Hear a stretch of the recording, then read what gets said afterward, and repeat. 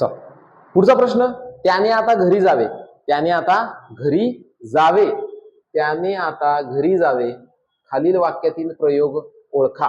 पा त्याने आता घरी जावे विचारलाय, प्रयोगाचा प्रकार विचारलेला आहे. बरोबर, पाहूयात आपण. कर्मणी प्रयोग आहे, कर्तरी आहे, भावे आहे का कर्म कर्तरी आहे. सर्वप्रथम तर आपल्याला पाहावं लागेल वाक्यातील कर्ता. जाणारा कोण आहे? तो. आणि गेलेला सुद्धा कोण आहे? तर तोच आहे. वाक्यामध्ये या ठिकाणी जर पाहिलं तर कर्म नाही. वाक्यामध्ये कर्म नाही. कर्म नाही, कर्मणी प्रयोग होणार नाही. आता पाहूयात आपण, कर्त्यानुसार क्रियापद बदलतंय का? तर त्याने आता घरी जावे होतं. बरोबर, आपण करूया तिने आता घरी जावे. बदलतंय का? बदलत नाही.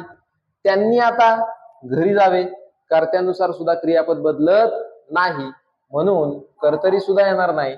हा सुद्धा प्रयोग येणार नाही. म्हणजेच काय, जर क्रियापद हे कर्मानुसार कर्त्यानुसार बदलत नसेल तर त्या ठिकाणी प्रयोग असतो विद्यार्थी मित्रांनो, तो म्हणजे भावे.